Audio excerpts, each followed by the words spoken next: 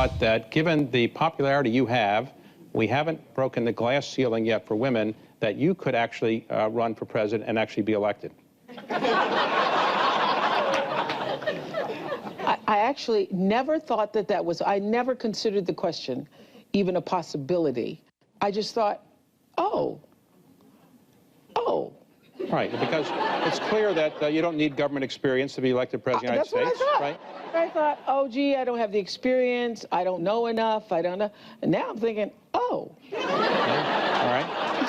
Well, okay. Bueno, esta es Oprah Winfrey, que el O es porque, por supuesto, dice, pero si Donald Trump es presidente, yo también. Muchos se lo deben estar planteando fuera del mundo político, ¿no? Con nosotros, César Vidal, siempre es un placer y una ganancia para nuestro programa su presencia acá. El tema obligado, Donald Trump... Es el discurso de Donald Trump ante el legislativo. Ajá. Y entonces, lo primero que quiero poner sobre la mesa es que después de ese discurso, el Dow Jones, la bolsa de valores, uno de, digamos, el más antiguo de los índices de la bolsa de valores, tocó los 21.000 puntos, estamos viendo ahí a lo largo del día. Es un récord, es un nuevo récord. La bolsa parece, Wall Street parece sentirse feliz con Donald Trump. Algunos lo ven no tengo como, ninguna duda. Pero algunos dicen que eso es malo porque quiere decir que los ricos, el 1%, está feliz, pero que el resto de los mortales pues les va a ir mal. ¿Cómo lo interpreta usted? Vamos a ver, primero yo creo que en Estados Unidos, como pasa en Gran Bretaña, como pasa en casi toda Europa Occidental, existe lo que Margaret Thatcher llamaba el capitalismo popular. Es decir, la gente que tiene participaciones de las corporaciones, que tiene sus ahorros en bolsa, no son solamente el 1%. Yo tengo participaciones en bolsa y ni lejanamente pertenezco al 1% y no sé si pertenezco incluso al 30% o al 40%. De modo que eso de que esto solo afecta a los ricos no es cierto.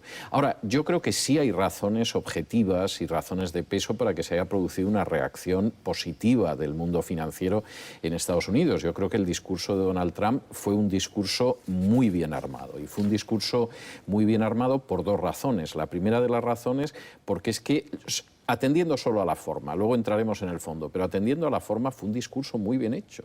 Es decir, ¿quién puede ponerle pegas a un discurso en el cual el mayor aplauso se lo llevó la viuda de un héroe de guerra, donde apareció una niña negra que había fracasado 2 veces en la escuela, pero que siguió trabajando y ha conseguido ser la primera graduada universitaria de toda su familia, o donde en un momento determinado tú reconoces el sacrificio de las víctimas de que no haya, por ejemplo, ley y orden en algunas de las calles de este país? Es decir, el armazón del discurso de Donald Trump es un armazón magistral, con un personaje que no tuvo que recurrir a una sola nota. Yo no sé las veces que habrá ensayado Donald Trump el discurso, pero hay que reconocer que podría hacer un papel en Hollywood no inferior al de Oprah Winfrey. Pero no ensayó aparentemente la conferencia de prensa. Después de lo que pasó en la conferencia de prensa, que a mi modo de ver es totalmente distinto a lo que Pero es una discurso. cosa totalmente diferente. Sí. Es una cosa totalmente diferente. Yo además creo, eso estamos hablando de la forma.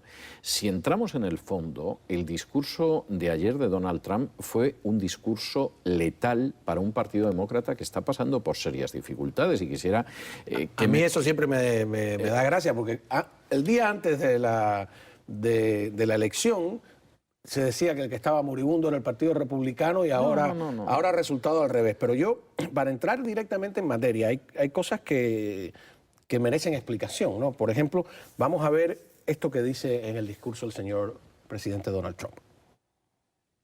I believe that real and positive immigration reform is possible as long as we focus on the following goals: to improve jobs and wages for Americans, to strengthen our nation's security, and to restore respect for our laws. If we are guided by the well-being of American citizens, then I believe Republicans and Democrats can work together to achieve an outcome that has eluded our country for decades. Pero ¿quién puede no decir que sí a esto? ¿Pero qué es, por ejemplo, una reforma migratoria real y positiva? Bueno, O sea, pues la reforma real y positiva implica que esa entrada de inmigrantes no va a perjudicar a los norteamericanos, en primer lugar. ¿qué van a Segundo, hacer? ¿Una inmigración selectiva? Bueno, esto parece evidente por otras partes del discurso. Es decir, él insistía muchísimo en que vamos a seleccionar, en la medida de lo posible, la gente que entra en el país, pero eso parece lógico. Es decir, Estados Unidos siempre ha tenido una política inmigratoria muy sensata. Einstein no se vino a Estados Unidos en vez de irse a Noruega, que hubiera podido irse porque sí, sino porque ha habido una política muy sensata en el sentido de atraer Había una a guerra inmigrantes. que expulsaba los talentos de Europa, Sí, ¿no? pero en cualquiera de los casos podría haber ido a otro sitio y vino a Estados Unidos. Y seguramente, a lo mejor no era el país que estaba más cerca de la mentalidad de Einstein, pero Estados Unidos se lo supo atraer. Es un caso muy concreto, estamos de acuerdo. Pero la idea de que efectivamente yo voy a traer una inmigración que no es solamente la gente que recoge melones en California, por decirlo de alguna manera. Pero hay algo malo en recoger melones. No, no hay nada malo en recoger melones. Pero lo que no cabe la menor duda es que no solamente queremos a la gente que recoge sandías en California, queremos Bueno, hay toda recoger una teoría, toda la dice inmigración. que esas personas recogen sandías o melones o tomates o papas porque los americanos no quieren hacer ya esos trabajos. Eso es lo que siempre he escuchado. Eso es algo que se dice, pero yo no creo que eso sea siempre cierto. Es decir, y cuando él dice... También depende de lo que paguen por recogerlo. Claro, y no queremos perjudicar los empleos que ya existen en Estados Unidos, pues la idea es clara. Es decir, tenemos que ver qué inmigración entra que no reviente el mercado laboral norteamericano y perjudique a los norteamericanos. Y luego le añade otras dos cosas que son muy claras. No queremos que eso tenga una consecuencia mala para la ley y el orden en las calles. Una de las personas que ayer estaba en el discurso de Trump era una persona que había perdido a un familiar asesinado por un inmigrante ilegal. Yo creo que ese es otro de los aspectos de la reforma migratoria en la que Trump Lo que pasa no es va que a eso es tener selectivo. problemas. Los críticos dicen que también podía haber traído un ilegal asesinado por un norteamericano de quinta generación. O sea, si lo busca, lo encuentra. No, claro. Si tú buscas no, un pues no ejemplo tengo de cada ninguna cosa, duda. lo puedes Pero encontrar, yo creo ¿no? que Es incluso, efectista eso. fíjate, incluso hasta los inmigrantes ilegales en Estados Unidos están de acuerdo en que la gente que practica la delincuencia en este país hay que expulsarla. Es decir, ¿Y qué va a pasar con los que ya están aquí? Bueno, o sea, yo creo... alguien calculó que si piensas deportar 15 millones de personas, estás 20 yo años no lo haciéndolo. creo. No, yo no lo creo. Vamos a ver, yo creo que con el programa de obras públicas que quiere llevar a cabo Donald Trump, ¿Eso no es un programa socialista? eso no es un programa eso socialista. no parece Eso realmente de Franklin Delano Roosevelt. recuerda a Roosevelt, pero bueno, sobre esto hay opiniones. Yo creo que Roosevelt Y era a un Obama conservador también. ilustrado. Mira, no se ha hecho nunca ese programa en este país. Incluso lo que hizo Roosevelt en el New Deal era menos ambicioso y era en medio de la Gran Depresión que lo que piensa Obama. Eso no es Pero crear lo que piensa trabajos Trump. falsos. No, no son falsos.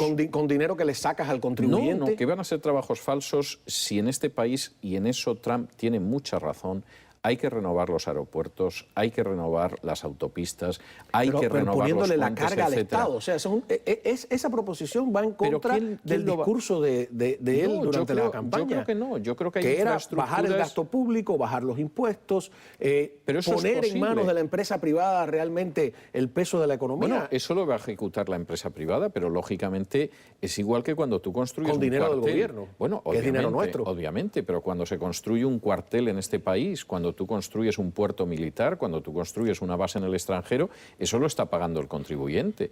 Yo no niego la utilidad de un nuevo cuartel o de un nuevo puerto militar, pero no puedo negar la utilidad de la Expressway que me ha traído desde mi casa a este programa. Bueno, depende, porque ya ahora lo de aquí, como necesita tanto dinero ese gobierno crecido, ¿no?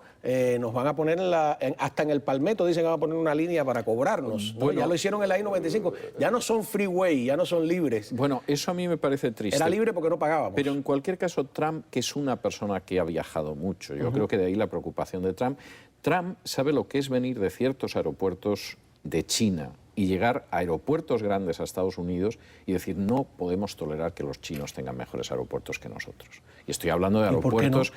Bueno, pues ¿por qué no? Porque O sea, esa evidentemente... idea de que hay que ser los mejores en todo, ¿no? Pues Es un poquito... yo creo que sí, y eso ¿Sí? es muy bueno. Es decir, seguramente la idea de que Estados Unidos tiene que ser la primera nación en todo, pues a lo mejor no se puede hacer todo a la vez. Hay que tomarse un tiempo para hacerlo, hay que tomar aliento. Pero claro que sí.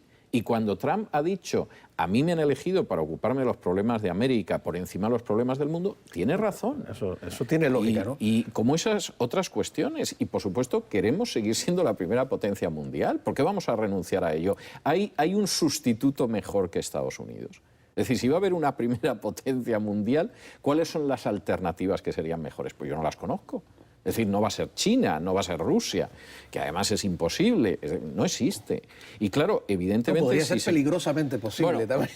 Podría ser. Yo creo que no es ni posible, pero en cualquier caso sería peligrosamente posible, coincido contigo. Entonces, claro, eso implica una renovación de las infraestructuras que personalmente yo lo veo. Y para hacer eso, tú necesitas gente que vaya más allá de la gente que ahora vive y no vas a poder expulsar a 11 millones de inmigrantes ilegales. No digo que algunos no acaben expulsados, creo que va a haber millares que van a ser expulsados, pero también creo que en su mayoría se va a buscar una salida para esa gente. ¿Cómo no? Bueno, vamos a una breve pausa. Cuando regresemos, el tema del terrorismo, lo que dijo Trump, lo que dice la realidad, y también vamos a regresar al gran asesinato político de los últimos tiempos, que es el del hermano del dictador de Corea del Norte. No, pero es que es un asesinato político tan a lo descarado. Ya hay una declaración oficial del gobierno de Corea del Norte. A mí me parece asombrosa, ¿no? Pero bueno, lo veremos en solo segundos. Ya regresamos.